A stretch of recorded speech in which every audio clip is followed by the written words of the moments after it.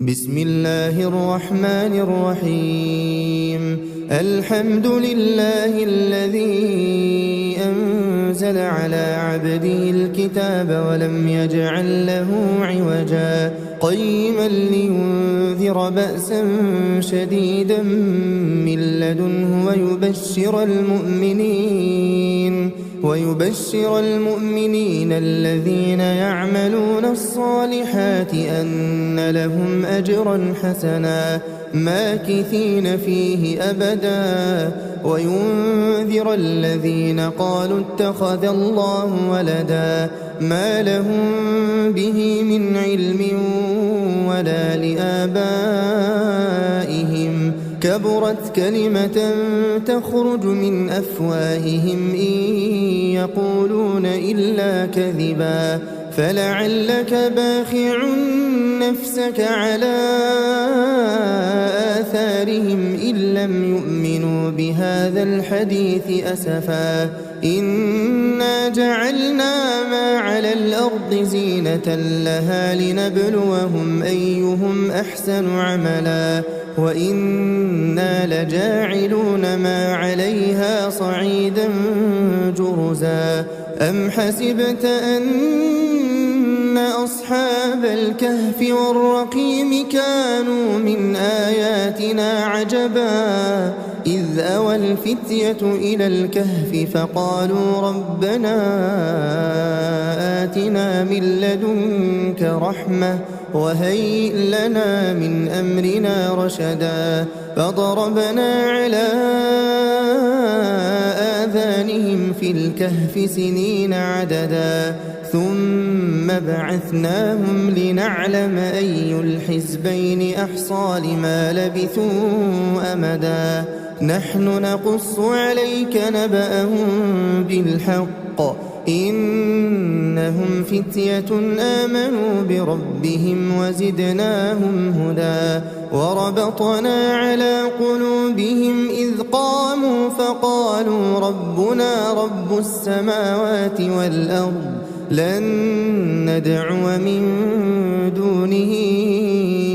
إلها لقد قلنا إذا شططا هؤلاء قومنا اتخذوا من دونه آلهة لولا يأتون عليهم بسلطان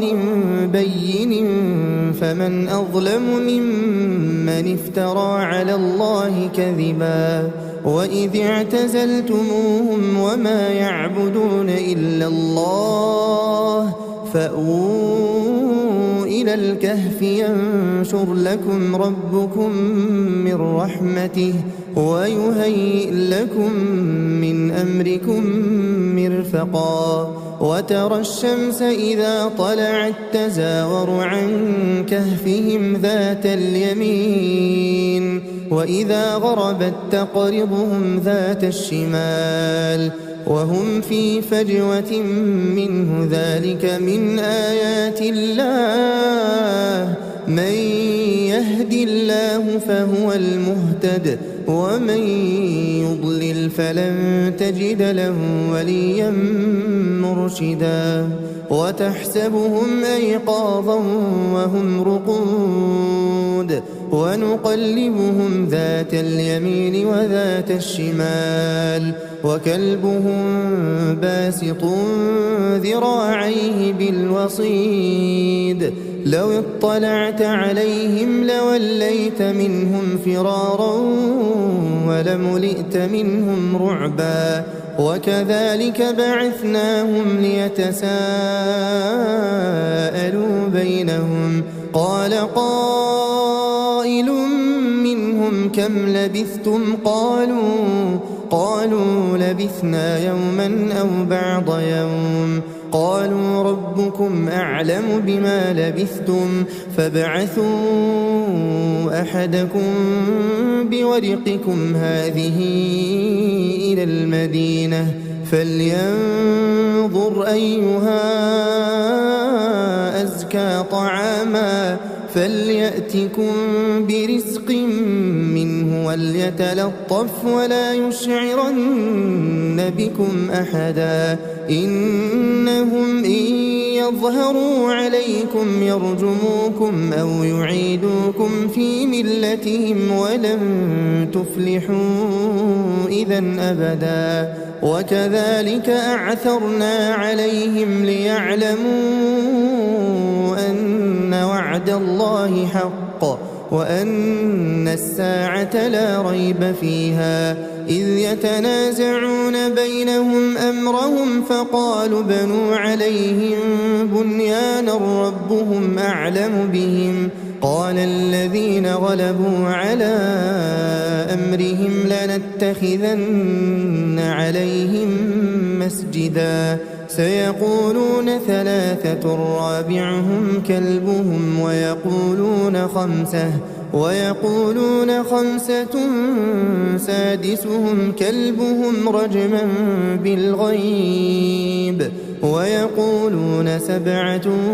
وثامنهم كلبهم قل ربي أعلم بعدتهم ما يعلمهم إلا قليل فلا تمار فيهم إلا مراء ظاهرا ولا تستفت فيهم منهم أحدا ولا تقولن لشيء إني فاعل ذلك غدا إلا أن يشاء الله واذكر ربك إذا نسيت وقل عسى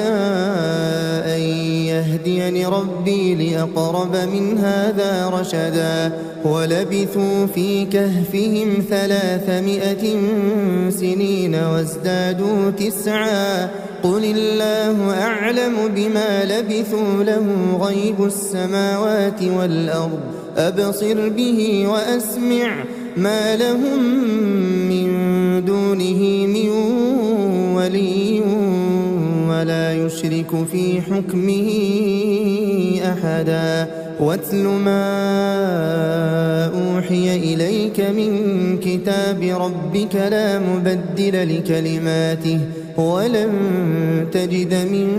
دونه ملتحدا واصبر نفسك مع الذين يدعون ربهم بالغداة والعشي يريدون وجهه ولا تعد عيناك عنهم تريد زينة الحياة الدنيا ولا تطع من أغفلنا قلبه عن ذكرنا واتبع هواه وكان أمره فرطا وقل الحق من ربكم فمن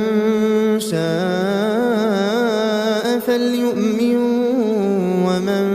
شاء فليكفر إنا أعتدنا للظالمين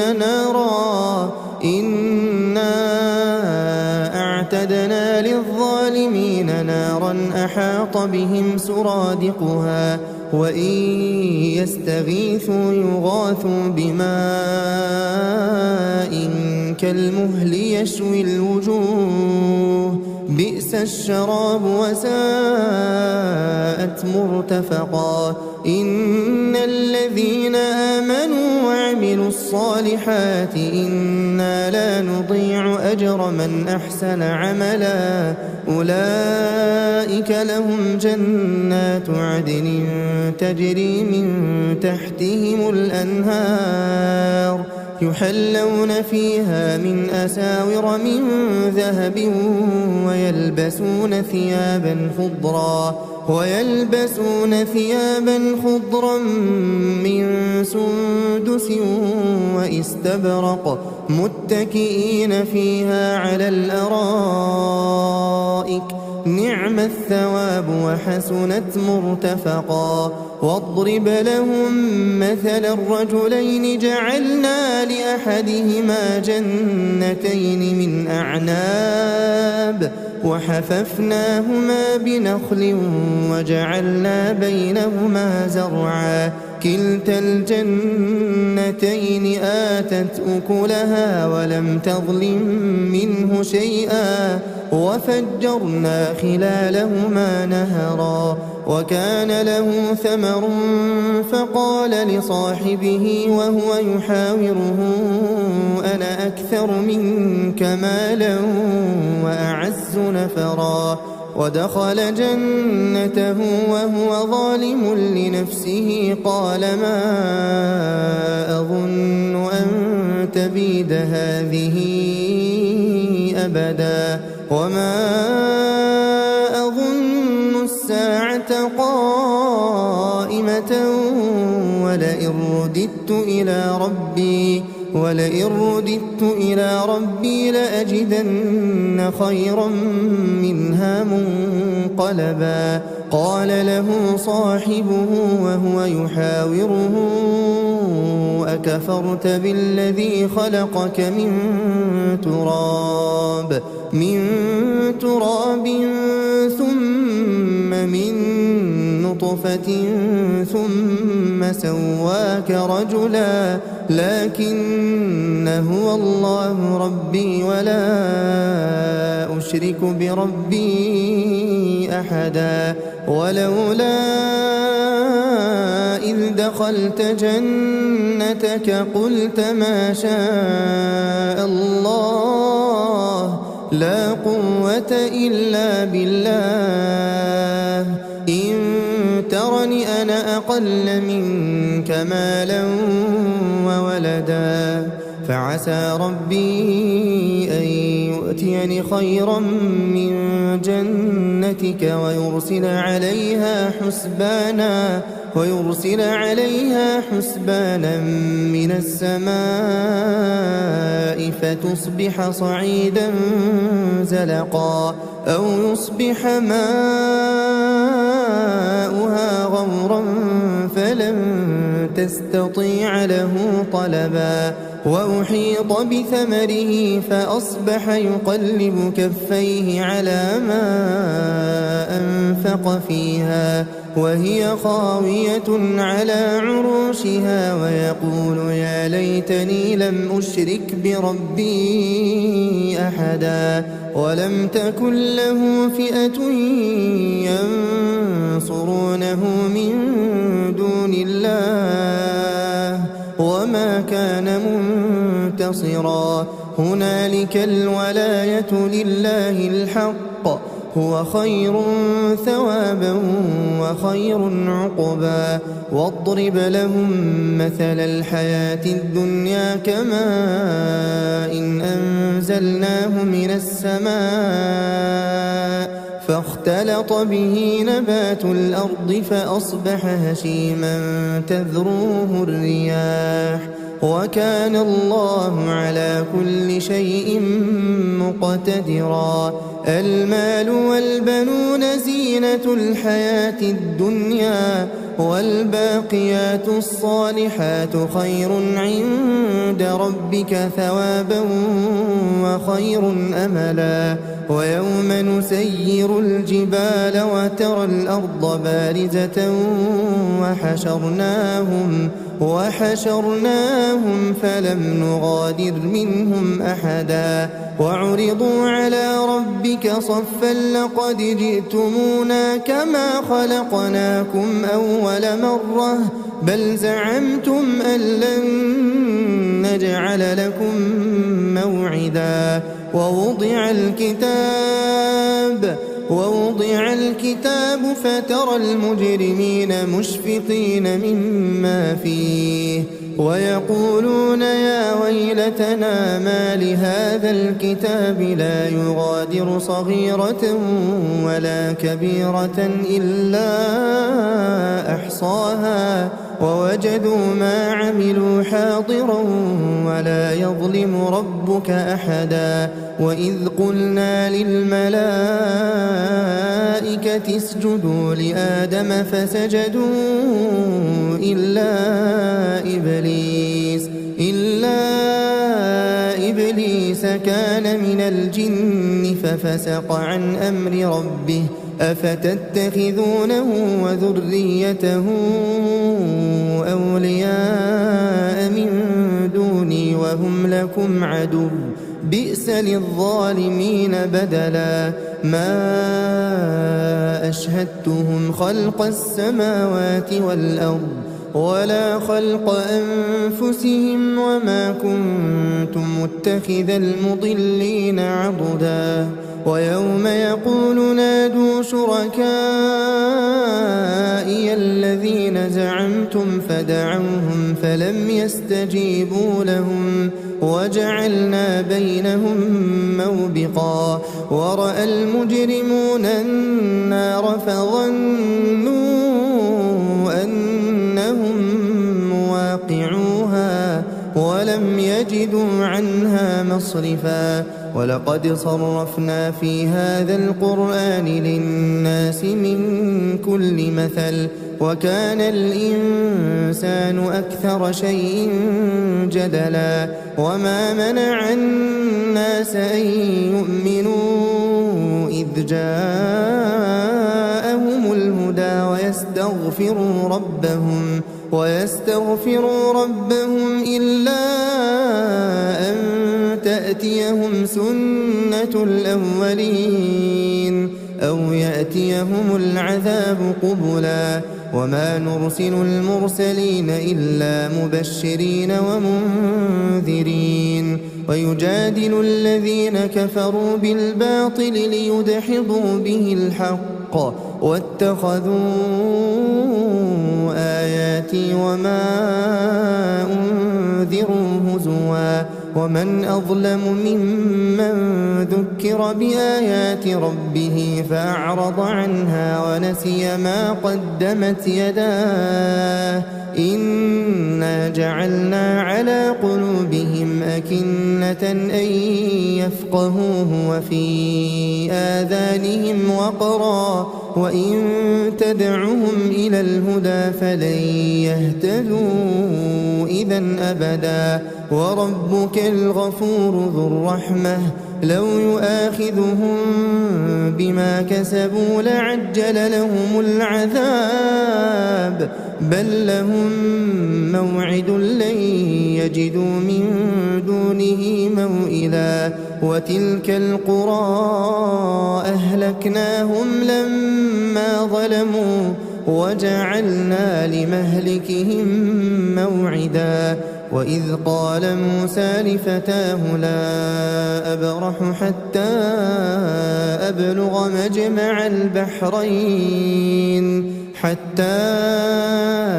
أبلغ مجمع البحرين أو أمضي حقبا فلما بلغا مجمع بينهما نسيا حوتهما فاتخذ سبيله في البحر سربا فلما جاوزا قال لفتاه آتنا غداءنا لقد لقينا من سفرنا هذا نصبا قال أرأيت إذ أوينا إلى الصخرة فإني نسيت الحوت وما أنسانيه إلا الشيطان أن أذكره واتخذ سبيله في البحر عجبا قال ذلك ما كنا نبغي فارتدا على آثارهما قصصا فوجدا عبدا من عبادنا آتيناه رحمة من عندنا وعلمناه من لدنا علما قال له موسى هل أتبعك على أن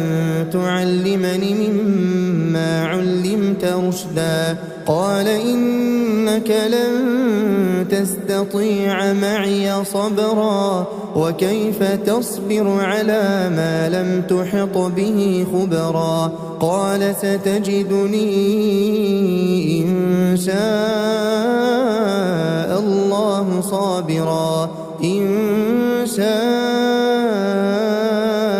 الله صابرا ولا أجرا قال فإن اتبعتني فلا تسألني عن شيء حتى أحدث لك منه ذكرا فانطلقا حتى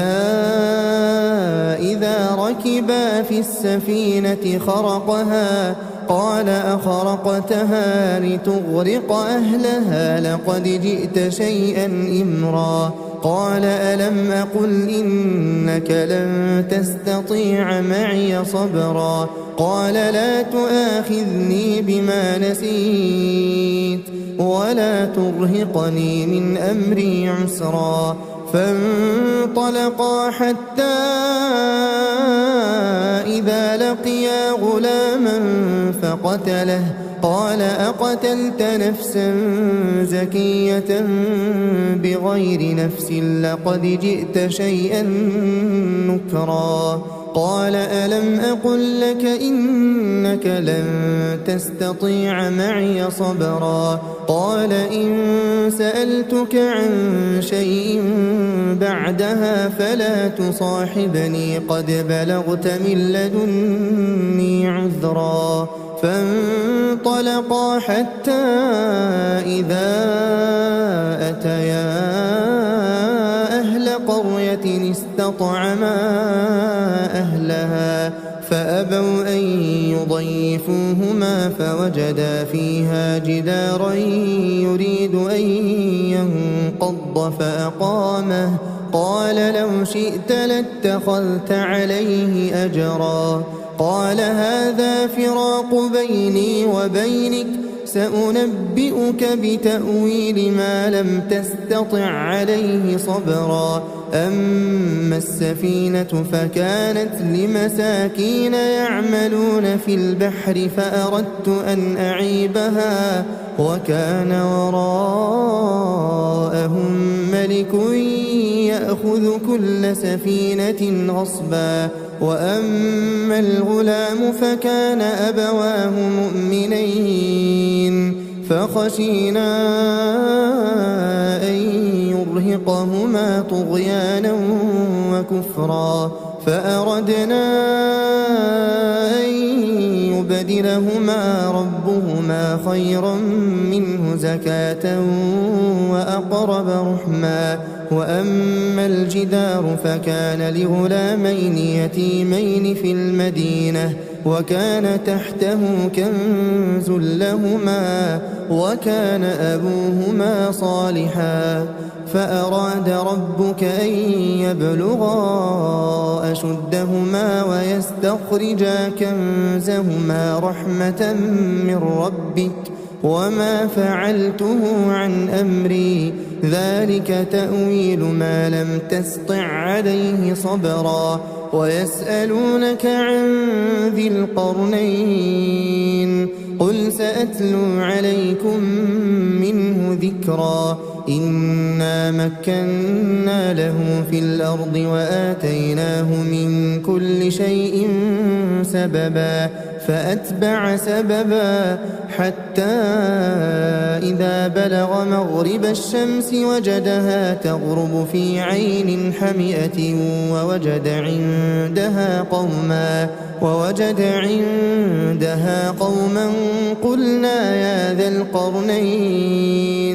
قلنا يا ذا القرنين إما أن تعذب وإما أن تتخذ فيهم حسنا قال أما من ظلم فسوف نعذبه ثم يرد إلى ربه فيعذبه عذابا نكرا وأما من آمن وعمل صالحا فله جزاء الحسنى وسنقول له من أمرنا يسرا ثم أتبع سببا حتى إذا بلغ مطلع الشمس وجدها تطلع على قوم لم نجعل لهم من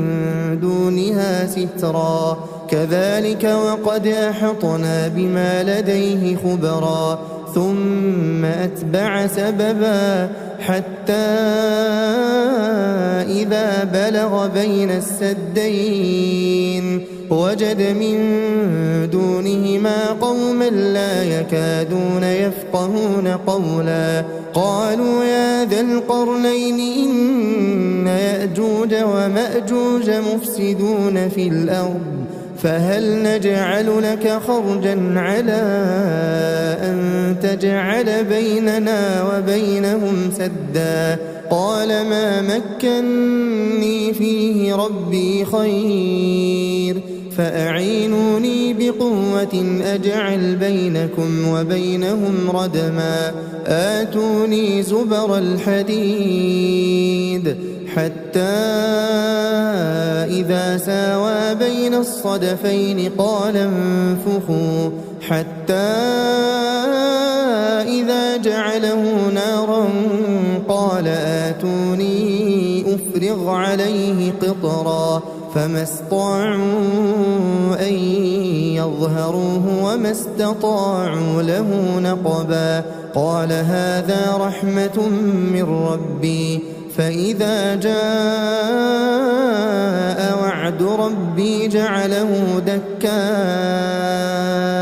وكان وعد ربي حقا وتركنا بعضهم يومئذ يموج في بعض ونفخ في الصور فجمعناهم جمعا وعرضنا جهنم يومئذ للكافرين عرضا الذين كانت أعينهم في غطاء عن ذكري وكانوا لا يستطيعون سمعا أفحسب الذين كفروا أن يتخذوا عبادي من دوني أولياء إنا أعتدنا جهنم للكافرين نزلا قل هل ننبئكم بالأخسرين أعمالا الذين ضل سعيهم في الحياة الدنيا وهم يحسبون أنهم يحسنون صنعا أولئك الذين كفروا بآيات ربهم ولقائه فحبطت أعمالهم فلا نقيم لهم يوم القيامة وزنا ذلك جزاؤهم جهنم بما كفروا واتخذوا آياتي ورسلي هزوا إن الذين آمنوا وعملوا الصالحات كانت لهم جنات الفردوس نزلا خالدين فيها لا يبغون عنها حولا قل لو كان البحر مدادا لكلمات ربي لنفد البحر قبل أن تنفد كلمات ربي ولو جئنا بمثله مددا قل إنما أنا بشر مثلكم يوحى إلي أنما إلهكم إله واحد فمن كان يرجو لقاء ربه فليعمل عملا